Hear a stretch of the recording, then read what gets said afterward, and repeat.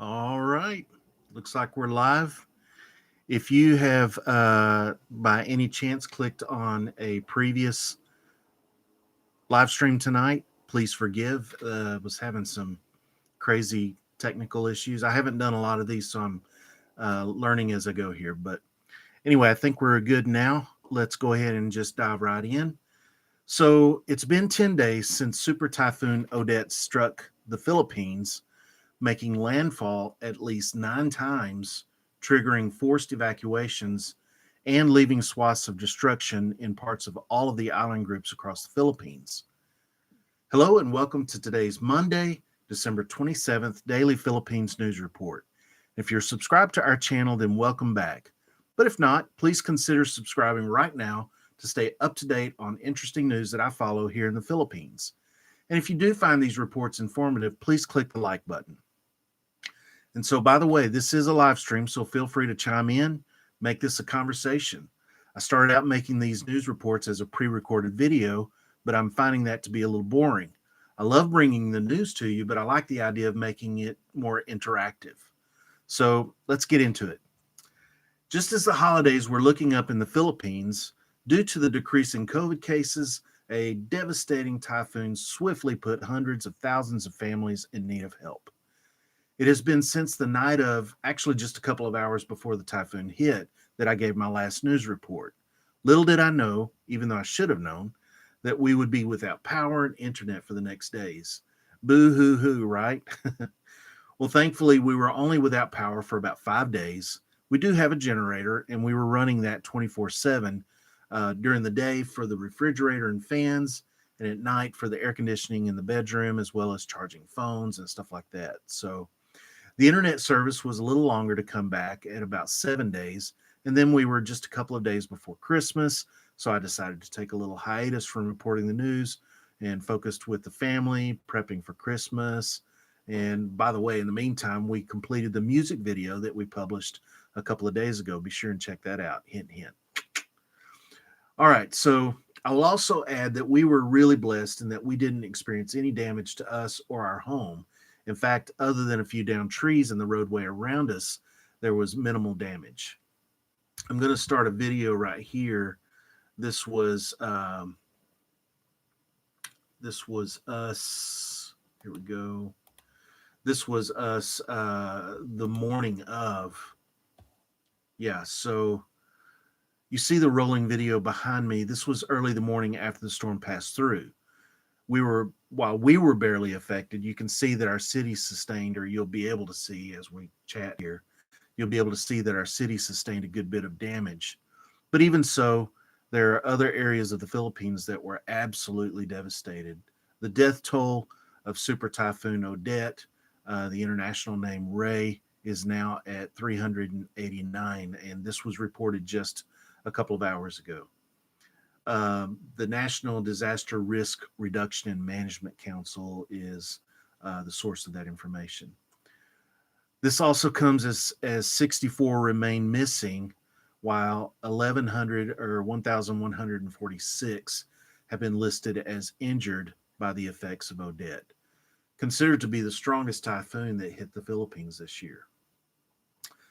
1,074,169 families have been listed as affected by the super typhoon, with 500,000 damaged homes and an estimated $330 million worth of damage to infrastructure, and also over 100 million US dollars in damages to agriculture.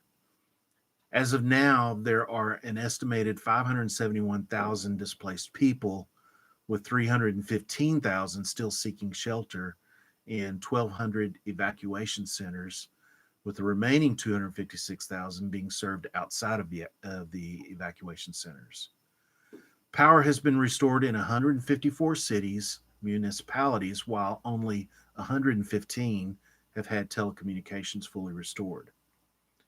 A total of about 700,000 people across the Philippines were preemptively evacuated, and in those regions, 334 cities saw declarations of state of calamity. So far, national government agencies have distributed approximately $2.5 million in assistance. The United States provided immediate support, including food and shelter for communities affected by the super typhoon.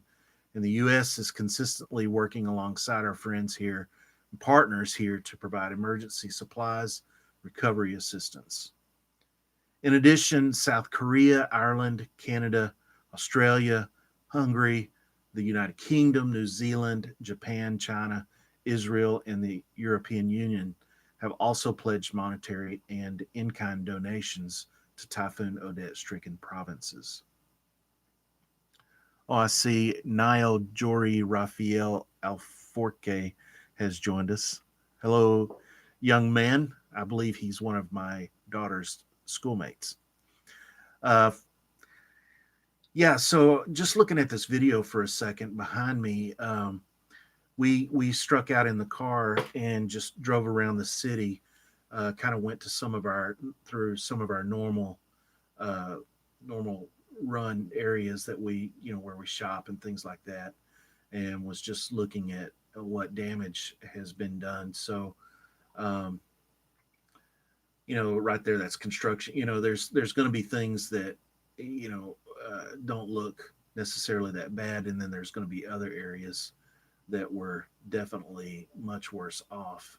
Um, One thing we did notice, the McDonald's sign. You may not be able to see it very well in the video, but the McDonald's sign up there um, lost some of its sheet metal. Um, Mostly, and again, as we drive around, the majority of the destruction or the damage was uh, a lot of trees falling over. Uh, some we didn't really drive.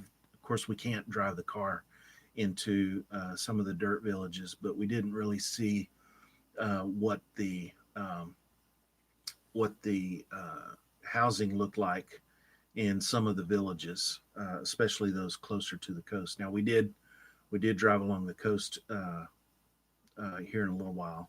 So anyway, my perspective here in our local city, life seems to have returned to normal in the last few days. There's still longer than usual lines at the markets and the ATMs, but all in all, life has a way of moving forward. Um, I truly admire the Filipino people. They have this amazing strength that's really magnificent. The ability to laugh amidst calamity, the ability to make do under the most dire of circumstances. And I'll just put it this way: we can all really learn from them. Often asked, how is it living in the Philippines? I have a lot of fun conversations with service providers that I work with in the U.S. about life here. I get asked by Filipinos all the time if I like living here. And one thing that I hear myself saying over and over is that despite the challenges that come with living in a developing country, I just can't imagine leaving the Philippines. I really feel, well, a lot of it has to do with being where I truly believe God has us, whether it's for a season or permanently or whatever. But probably the single most important thing to me is bringing up our children in the culture here. I could speak at great lengths on that topic, but suffice it to say, I fell in love with my Filipino wife because of her distinct values, her take on life, among other things. And I just knew from early on that if we had children, I would want them to grow up to be just like their mom. And 10 years later, I can testify that, three kids later, I'm more a believer in that concept now than I was in the beginning. Um, so how in the world did I manage to move from reporting the news to talking about this stuff? Well, this is live streaming. So anyway, I guess I suppose that I'm, having come through the last 10 to 12 days, the storm, being without power, huddling around fans and lamps, then having probably the sweetest Christmas ever with my family, my wife, the kids. Maybe I'm just feeling a little introspective at the moment. So you get to hear me kind of speaking my heart on these things. But yeah, back to the video here where this is some of the coastal villages that are right on the water's edge. And you see me kind of looking over here to the side because my screen is over here. But you'll see here in a second, we haven't quite got to this. There's this one area that we're coming into here in a second where these concrete benches, they're built out of concrete and rock. And what was surprising to me is as heavy as they are, and you'll see we're going to make this turn right here, as heavy as they are.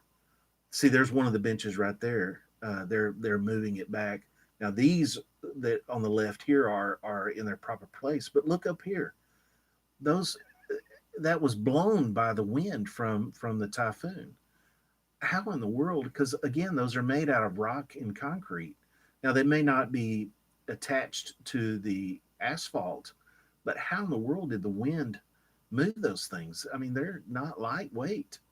Um, See, these ones right here are literally out in the middle of the little. They call this the boulevard. So that was probably the most shocking to me, was to see those things scooted over by wind power. I mean, look how far, and broken in half and stuff like that. There's some damage there, but anyway, that's pretty much the gist. You can see the water's a little rough. The storm had passed through. At this point, it was about 6 a.m. in the morning, 6 or 7 a.m. in the morning, and the storm had passed through at about 1 a.m. So it had been about 6 hours since the storm passed through our area. But anyway, that's the scoop on Odette and our personal experience with that, and some of the video footage that you're seeing now, as to the damage and things like that. So, with that, I'm going to wrap it up. That is my December 27th news update for the day. I will be back again tomorrow with more Philippines news updates for those of us who are interested in keeping up with what's happening in the Philippines. Be sure to check the description below where I list links to my various resources. And while you're at it, please click that like button. I sincerely appreciate it. Thank you for watching, and feel free to drop a line in the comments with questions or topic suggestions. God bless us all. Stay tuned, and we'll see you in the next video. Thanks a lot.